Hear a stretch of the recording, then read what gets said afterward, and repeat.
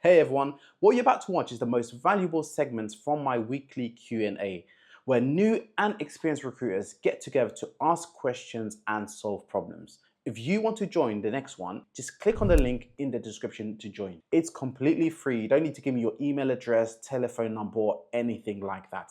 And I'll personally be there to answer any of your questions. Oh, and I've also put together this recruitment starter pack for those in the beginning of their journey, which tells you exactly how to get your first client. You can grab that once you're in our community for free as well. All right, then let's get back into the video. I've got 21,399 clients sitting on this database. What you need to do first is scrape as much data as you can from online. So data is really valuable. Once you scrape as much data as you can, then you import all your contacts. So over here, top right, import contacts. You import it as a Excel sheet. So you can just do import your data into Brevo, and then you click this one, you click next, and then it will say upload the Excel sheet. Once that's done, then you go into campaigns, and then you can just create a new campaign, new email campaign. Call it whatever you want. Zoom call. So I know when I've done this. So then it will ask you manage your sender. At the moment, you will have only your email address, but you can attach as many emails as you want. So we've got so many different email addresses. So once you attach your email, you put the name of whoever's sending the email out here. And it was my colleague. I'll leave it here. And then what you'll do is the template. You may have your own templates there. I normally create my own templates, which is very straightforward. Like this is last one that was done recently. Let me click preview. And this one got like quite a lot of responses. So it was like, good morning. And this is also on the recruitment start pack. So you'll get a lot of like all my email templates that I use. So here, this one got a lot of responses, which was, I hope you had a lovely weekend. I've been working with X, Y, and Z. These people, they're available. So a couple of things to always mention is the availability, when they can do, when can they start. So here it says here, they're not available for any local opportunities you may have in July, August, September, and beyond. And they've got experience working in GP surgeries, urgent care facilities, etc. And now I listed out the candidates I had available: GP, AMP, practice nurse, paramedic, and also what they can do, etc. And then have your contact details at the bottom. And then yeah, just see who bites back. And I've done this with quite a few different divisions just to test the waters, and it really works. I've done it with dental. I've had quite a lot of response. I would say over 50 to 60 clients actually came back to me, and from a 9,000 email list that I've done. I've also done this with nurseries, and I've had, I don't know, about 20 to 30 people respond back to me. I didn't work on any of these shifts. I was just using this to test the waters to see what the response rate was like. Good thing about Brevo, it tells you also so I've got 8,682 emails were delivered, 8,199 emails were actually opened. So my open rate is 94%, which is really good. 94% of my recipients are actually opening my emails. One person unsubscribed. 8,159 clicked on a link that was on the mailing list, which was this link here, the website. So about 8,159 people clicked on it. So yeah, this is it gives you like statistics also that you can measure by. Hopefully that was pretty straightforward. Anyone got any Ahmed, questions on? I got a quick question. Brevo? Not about Brevo. Okay. If anyone could ask about Brevo, I don't mind waiting. Yeah. Someone said, which Brevo plan do you recommend? I would recommend depending on your usage. So I'm on the 100,000 emails a month plan. But again, if let's say your database size is about like 3,000, then there's no need for you to upgrade it to that plan. So just what's relevant to your whatever is relevant to your database size, just go with that plan. Way more than that. I'll say the best way of, and this goes for anyone in any industry you're in, and this is probably the best way to learn all about rates, because I know someone just asked me about how much I charge for a GP and how much I do this. The best way to learn anything is you have to be creative. In recruitment, you really have to be creative. And I've done so many things that you probably laugh at, or half of the things that I've done. So But when I say being creative is look, you're trying to learn the market now. Let's say you want to get into dentistry recruitment, but you don't know how much to charge, right? You don't know how much to charge your clients. Yeah. I will call up. I'll just go to my local, I'll find a website of my local dentist practice, and then I'll just call a recruitment agency that recruits for dentists, and I'll be like, "Hey, I'm calling from, let's say, Battersea Smiles. I'm calling from Battersea Smiles, and I'm looking for a dentist or a therapist to work for me 2 days next week. What are your charges?" Cool. Now, one agency just told me the charge.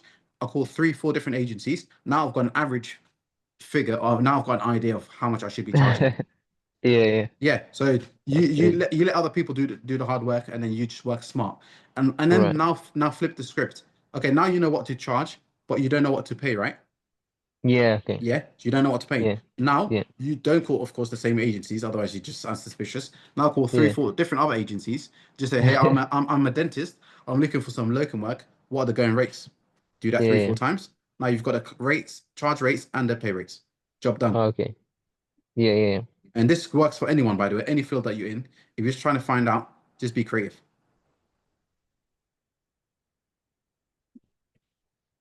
What if you're using an invoice factoring company? They'll pay the employer's tax, etc. I use a invoice factoring company to fund my invoices, but not to pay my candidates. So I'm not sure why an invoice factoring company is paying your candidates. If you can elaborate on that, that'll be great. And Ahmed's got a hand up. You can unmute yourself. Just got a scenario-based question. So I've had a candidate I was speaking to this morning. I'm still listening. I'm and just going to get a bottle of water. yeah, no problem. So basically, her current salary is on 37, and when I asked her for the expected salary, she said 46. Now there is a difference between 37 and 46. Now when I looked at her CV, I thought, like, there is no way it's going to be 9 grand up there, because I've worked in projects myself. Now, of course, I understand what the candidate wants, and client is not going to pay that much or even close. So how do I, go back, or let's say if I get an offer, how do I go back to the candidate and say, this is it, do you want it or not? Or do I Is it a just be permanent as placement? clear as possible? Yeah. So it's in your interest for the candidate to get a higher salary. I Right? mean, I don't have a client, but I'm just thinking about if she's asking for 46K, as in Yeah. her desired salary, but Yeah. then she's on, let's say, 40K, Yeah. and looking at the CV, that it would be very hard to get her up to 46. So my thing was that client wouldn't pay 46K for her. Yeah. Yeah, some people are stuck on a number and it's really hard to change it. If someone says, like, listen, I'm looking for 46, for me to leave my current position, which I'm on 40, for me to leave it, it will take me at least another 6 grand for me to leave. So my number is 46. What I do with those people is, firstly, the interview is out of your control, right? When you're doing permanent recruitment, the only thing Yeah. you can do is find the client, you find the candidate, arrange an interview, and what happens next is really out of your control because you're not even there physically. Like, Yeah. they do the interview, and it's all about how the candidate present themselves. So in that case, what I just say to them is like, listen, the vacancy is about 40K. They may be able to go to 46K, but it's all about how you present yourself and your negotiation skills. And then I'll let her go to the interview, preempting that it's 40K, but it could go up to 46 if you can negotiate that yourself.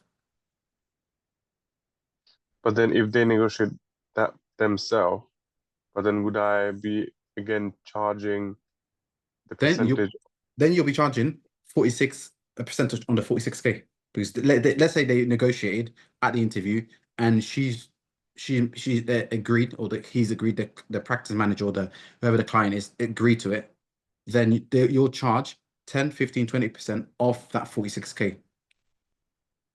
Okay, so because my initial thought was that anything to do with negotiation, that the client would come to me and then I'll go back to the candidate rather than Yes, it's all candidate about how and you client structure talking it. to each other.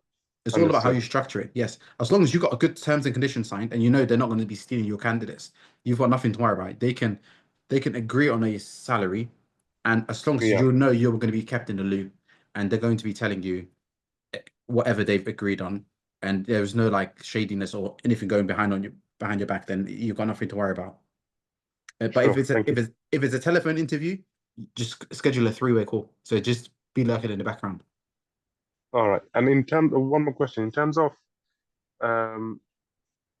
sending the contracts, let's say I've sent a CV and they Yeah. said if we're happy to proceed, do I send the contract right there and then, or shall I just mention that okay, these are my fees, and then go beyond as in move forward, or what do you think is advice, or what would you suggest?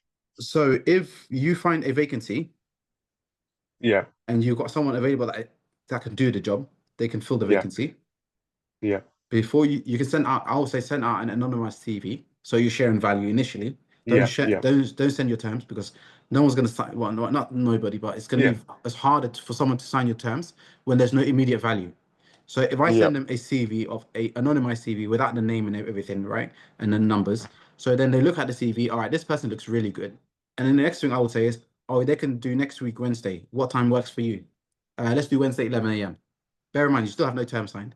Cool. They're like, all right, next week, Wednesday, 11 a.m. Let's book in. I'll be like, yeah, that's all booked in. But just to make sure this is all confirmed, you need to sign our terms and conditions. This doesn't mean you have to work with us. This doesn't mean you have to hire our candidate. It just means that you can't poach them or hire them behind our back. And 9 out of 10 people will find you very reasonable for saying that. There's nothing Right. unreasonable about you saying you don't have to hire them, you don't have to engage. It just means you can't sort of steal my candidate. And if someone's really Before funny basically about, go into the interview. yeah, if someone really funny about, no, I'm not going to sign it, then, you know, you can question their intention. Okay, thank you. No worries, brother. Okay, cool. I think that is pretty much it for the questions for today. We are 10 minutes over our time. So yeah, anyone that send their email, I'll get the email sent over to them shortly. And anyone else has any further questions or so, we can get the conversation going in the Telegram chat.